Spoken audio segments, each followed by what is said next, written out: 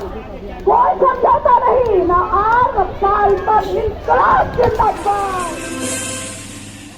नमस्कार दोस्तों, अभी हम राजभवन के पास में हैं और पैरामेडिकल अनुबंध कर्मचारी अभी धरने पे बैठे हुए हैं अपनी मांगों को लेकर के, क्योंकि कई सालों से इन्होंने लगातार धरने पर करने का कोशिश कर रहे थे, लेकिन उनकी मांग नहीं मानी जा रही थी, क्योंकि इन्होंने कई बार सरकार को लेटर लिखा और लिखने के बाद भी इनकी सुना नहीं गया है। तो अभी हम देख सकते हैं आपके सामने हमारे पीछे में यहाँ पर अनुबंध कर्मी अपनी मांगों को लेकर के है। अभी एक इनकी अध्यक्ष विनय कुमार जी को कि किसी तरह से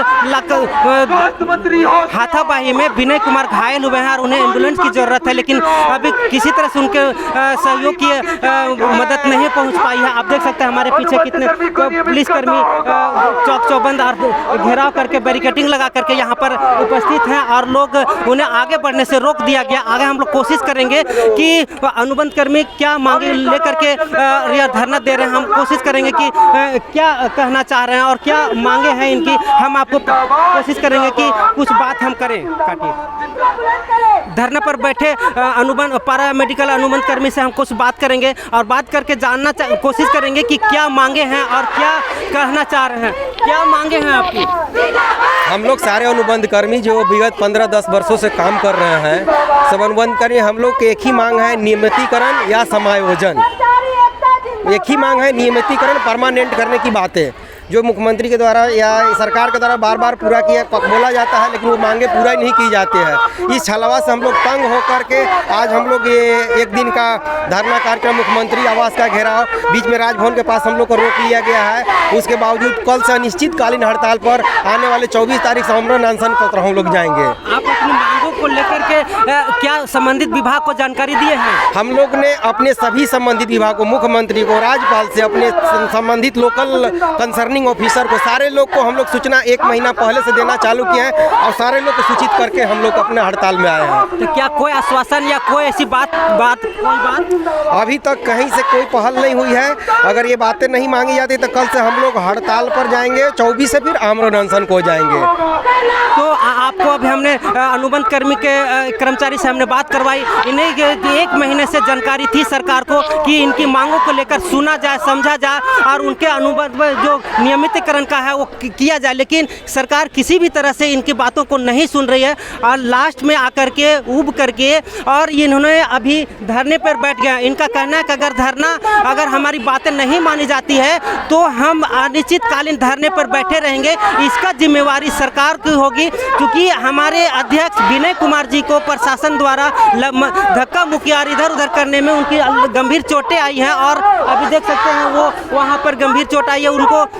उनको किसी तरह से मेडिकल का सुविधा नहीं मिल पा रही है। लोग कोशिश कर रहे हैं कि उनको मेडिकल भेजा जाए, लेकिन नहीं आ रही है। अभी भीड़ को देख करके रास्ता सारी तरफ बंद है। हम देख सकते हैं कि यहाँ बैरिकेडिंग लगा करके प्रशासन उसे राजभवन के पास से रोक दी गई है और उन्हें बैठा दिया गया है, क्योंकि उनकी मांगे हैं कि इनका समायोजन या परमानेंट किया जाए, क्योंकि 10 वर्षों से लगातार इन्हें हर स्थिति में सरकार को, स्वास्थ्य विभाग को साथ दिया है और उनकी जैसी मेहनत है उस हिसाब से उनको वेतन नहीं मिलता है। इसलिए उनका नामांकन उनको परमानेंट किया जाए और उनका जो काम है उसके अनुसार उनको वेतन दिया जाए।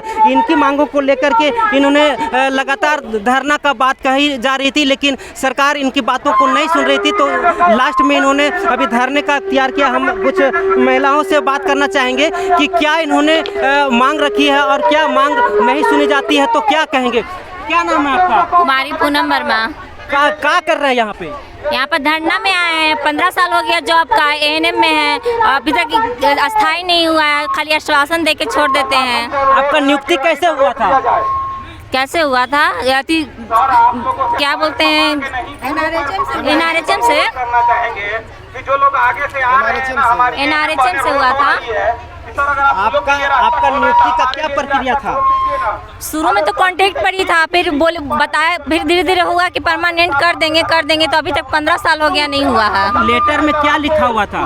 कोई टाइम बाउंडेशन था? हाँ, 1 साल का था। 1 साल का था। हाँ। तो 1 साल के बाद देखिए, जॉब आने के बाद अगर 1 दिन का वेतन कटता है तो कॉन्ट्रैक्ट पर हो जाता है। हम लोग को 2-3 साल ही कॉन्ट्रैक्ट पर है, फिर हम लोग का 1 दिन का वेतन नहीं कटा, लगातार हम लोग का वेतन मिल जाता, फिर हम लोग कॉन्ट्रैक्ट पर कहाँ है? अगर 1 दिन का कटता तो ही ना हम लोग कॉन्ट्रैक्ट पर कहलाते हैं, तो उसी के लिए हम लोग मांग कर रहे हैं, स्थायी के लिए ही। कितना वेतन मिल रहा था अभी? हम लोग को वही 15,000 16,000 मिल रहा है। अभी मिल रहा है 16,000 मिल रहा है। हाँ, मिल रहा तो है। क्या करना चाह रहे 15 साल में 16,000 मिल रहा है तो क्या मिल रहा है? 15 साल हो गया जॉब का, 16,000 मिल रहा है तो क्या मिल रहा है? क्या मिला? हैं? आपके हिसाब से कितना वेतन होना चाहिए? जैसे परमानेंट लोग का है वैसे मिल रहा है, उस तरह से हम लोग को भी मिले। सामान्य काम का समान वेतन भी नहीं मिल रहा है हम लोग को। ये 15,000 16,000 में कितना है अभी आपको पता है कितना और लोगों का वेतन है? सबका उतना ही मिलता है। 35 से स्टार्टिंग 35,000 होता है, उससे फिर धीरे धीरे बढ़ते चला जाता है। अभी जो भी स्टार्टिंग में 35,000 मिलता है, तो हम लोग को वो मांग नहीं है, हम लोग को सिर्फ एक ही मांग है, परमानेंट का, क्योंकि 15 साल हो गया, अब हम लोग को उम्र भी जा रहा है, ऐसी कॉन्ट्रैक्ट पर कितना दिन क्या करेंगे? आखिर मांगे हैं और मांग को लेकर के इन्होंने धरना दी हुई है, तो कोशिश करेंगे कि मांगे क्या मांगे हैं उन्हें बात करेंगे। तो क्यों बंदी बनाए हुए हैं? हम लोग आए हैं 15 साल से कर रहे हैं अनुबंध पर। सरकार बार बार बोलते हैं कि आपको नियमित कर देंगे, लेकिन नहीं। मेरा नाम आभा देवी है। राजभवन तो क्यों बंदी बनाए हुए हैं? हम लोग आए हैं 15 साल से कर रहे हैं अनुबंध पर। सरकार बार बार बोलते हैं कि आपको नियमित कर देंगे, लेकिन नहीं करते हैं। इसीलिए राजभवन का घेराव करने के लिए हम लोग आए हैं। मेरा बच्चा बुतरू छोड़ करके, सभी कर्मी को छोड़ करके हम यहाँ पर आए हैं, और पुलिस भैया अभी मदद नहीं कर रहे हैं, धकेल देते हैं, गिर भी जाते हैं। आपको जो नौकरी दी गई थी किस आधार पर दी गई थी? एनएम के आधार पर दी गई थी। कॉन्ट्रैक्ट बेसिक पर था ना? हाँ, कॉन्ट्रैक्ट। कितना साल का था? सालों का था, बहुत साल का। कई साल 1 साल का कॉन्ट्रैक्ट था। हम लोग 16 साल 17 साल से वही एक साल कई साल का सरकार आपको अनुबंध हम लोग को 11 महीने के कॉन्ट्रैक्ट पे सरकार बहाल की थी, लेकिन कॉन्ट्रैक्ट को हर बार साल रिपेयर करके रिप्लेस करके 16-17 साल से आज कॉन्ट्रैक्ट पे काम करवा रही है सरकार। अनुबंध पे नियुक्ति का कोई एक फंडामेंटल राइट होता है, एक नियम होता है, उस नियम के तहत आपको 11 महीना का किया गया था। 11 महीना का बार बार भराया जाता है, तो रेनुअल हुआ था? रेनुअल किया जाता है, हर 1 साल रेनुअल होता है। अब क्या मांगे हैं? हमारी मांगे हैं कि अनुबंध हटाकर समान काम के बदले समान वेतन और समायोजन किया जाए, नियमितीकरण किया जाए। 2014 में इसी तरह हुआ था, कॉन्ट्रैक्ट पर थी हम लोग, उसको कर दिया गया और हम लोग को हटा दिया गया। 15-16 साल से हम लोग कर रहे हैं। तो आपने सुना कि सरकार इन्हें 11 महीने के कॉन्ट्रैक्ट बेसिक पर इनको नियुक्ति मिल गई थी, लेकिन 11 महीना बीतने के बाद रेनुअल होता गया, और अब इनकी मांगे हैं कि अब हमें नियमित किया जाए और अन्य जो सरकारी नियम कानून के तहत हमें वेतन मिला जाए और अन्य सुविधाओं को मिला जाए। इसी तरह पर वे यहाँ पे धरना पर बैठे हुए हैं। आगे हम बताते रहेंगे कि क्या आगे इनकी रणनीति है और इनकी क्या मांगे पूरी होती है या नहीं। हम आपको लगातार झारखंड सरकार से जाना नहीं है तो बोलने में सब जाइएगा। हम लोग 18-19 सालों से कार्यरत हैं। हेमंत सरकार इलेक्शन के पूर्व हमारे अगेंस्ट में समायोजन करेगा। पहला सरकार बने आज 4 साल होने जा रहा है, फिर आप लोग इतना 4 साल के बाद आज कैसे जाते हैं? कोविड को देखते हुए, कोरोना काल को देखते हुए, मानवता का परिचय देते हुए स्थगित किया। और काल में हम लोगों की झारखंड सरकार हम लोग को कोरोना वॉरियर का दर्जा दिया, ठीक है ना। उसके बाद हम लोग पे गुलाब का फूल का वर्षा किया गया, और माननीय मुख्यमंत्री महोदय बोले कि थोड़ा कोरोना का स्थिति सामान्य हो जाएगा तो हम लोग नहीं, वेतन रोका जा रहा है, हटाया जा रहा है नहीं। कहने का मतलब है कि अब सरकार से हम लोग मांग करते हैं, 2 साल बचा हुआ है, अगले साल वर्ष रहेगा तो 1 साल बचा हुआ है। 1 साल में हम अपने आंदोलन से, संघर्ष से सरकार को दिखा रहे हैं अगर सरकार नहीं मानी तो इसे भी हम लोग उग्र आंदोलन करेंगे। झारखंड प्रदेश में आप लोगों की कुल संख्या कितनी है?